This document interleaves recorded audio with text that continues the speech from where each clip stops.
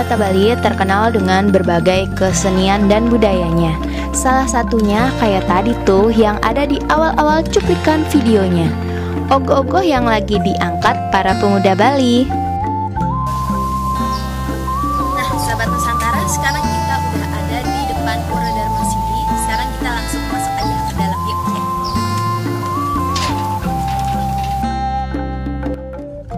Nah, di sini gue sekarang di salah satu pura, tapi bukan di Bali sih. Tepatnya gue berada di Pulau Jawa di Provinsi Banten, Kota Tangerang. Pura ini berada di Komplek Parung Serap, Ciledug.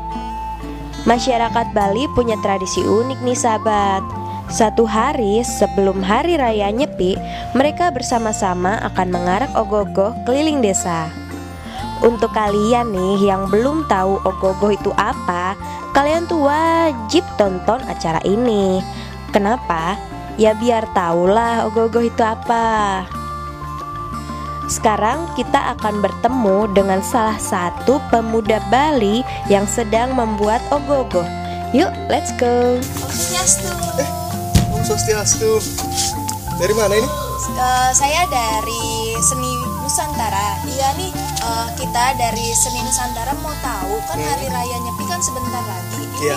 Li Putu tuh lagi buat apa sih, di belakang banyak banget tuh. Ini ogoh-ogoh. Ogoh-ogoh. Ogoh-ogoh itu terbuat dari apa sih? Ogoh-ogoh itu terbuat dari, kalau yang sekarang ya, sekarang zaman modern ya, ogoh-ogoh ini terbuat dari styrofoam. Oh, styrofoam. Kalau dulu ya, zaman dulu waktu zaman saya masih kecil itu ogoh-ogoh terbuat dari ulaman bambu, anyaman bambu diulat, nanti ditempel kertas baru dicat. Kalau sekarang lebih minimalis, ya, styrofoam dengan di tues-tues saja. Jadi nggak usah pakai kayu lagi, diulam-ulam lagi. Itu kenapa sih Bli kalau ogoh-ogoh itu dia perwujudannya tuh selalu menyeramkan, yang seram-seram? Kenapa itu? Ogoh-ogoh itu kan simbol dari sebuah raksasa ya, yang mempunyai sifat keangkamurkaan yang sebenarnya buta kalu. Buta kalu itu sifat jahat atau unsur-unsur jahat. Emang kenapa sih Bli kalau menyambut hari raya datang Nyepi itu kenapa identik dengan ogoh-ogoh?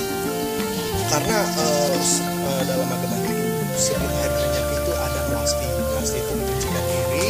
Setelah melasti itu nanti kita mencaru. Nah, mencaru itu nanti dengan salah satunya ini kita mengarak ogoh-ogoh untuk menyucikan lingkungan kita, diri kita, seperti itu. Oh iya, gitu ya. Kasih ya Bli itu ya.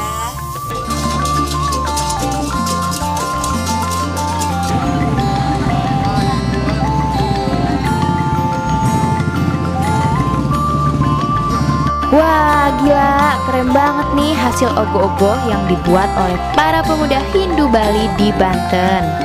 Mereka dari masing-masing pura saling berlomba membuat sekreatif mungkin ogoh-ogoh yang melambangkan sifat negatif dengan mengaplikasikannya ke dalam styrofoam dengan hiasan yang unik-unik dan sangat meriah tentunya.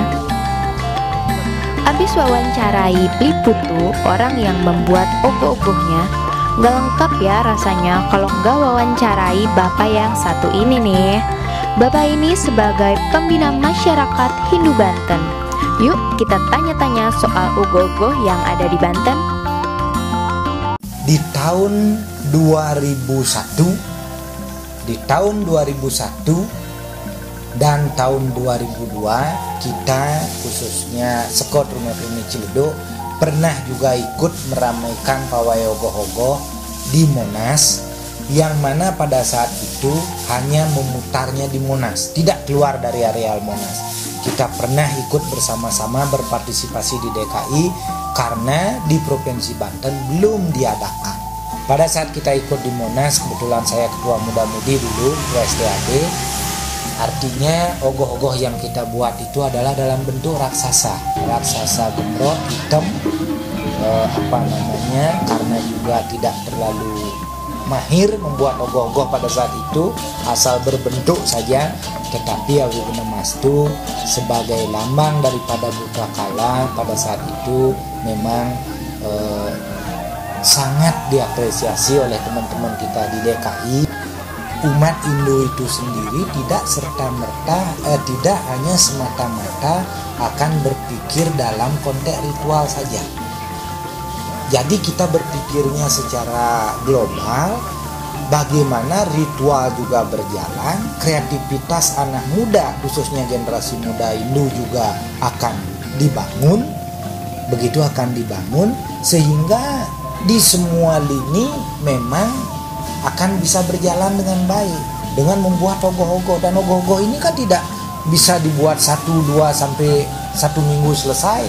Itu berbulan-bulan membuat. Bagaimana mengumpulkan adik-adik pemuda. Di samping begitu ada nanti rangkaiannya, ada beleganjurnya, ada penarinya, ada apanya. Ini kan harus diakomodir luar biasa. Begitu tidak 1, 2 orang, puluhan orang yang ikut terlibat di dalam pelaksanaan daripada ogoh-ogoh itu sendiri.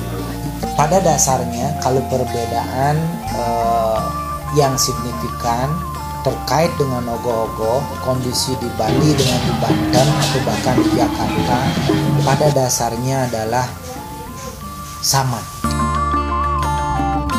Bangga banget ya rasanya kita sebagai anak bangsa yang punya banyak warisan kesenian dari berbagai budaya yang ada di Indonesia ini. Tapi selain bangga, kita juga harus bisa menjaga ataupun ikut serta melestarikannya, supaya seni-seni yang kita punya tidak menjadi cerita sejarah saja, tapi masih bisa dinikmati dalam ribuan tahun ke depan. Oke? Salam seni Nusantara.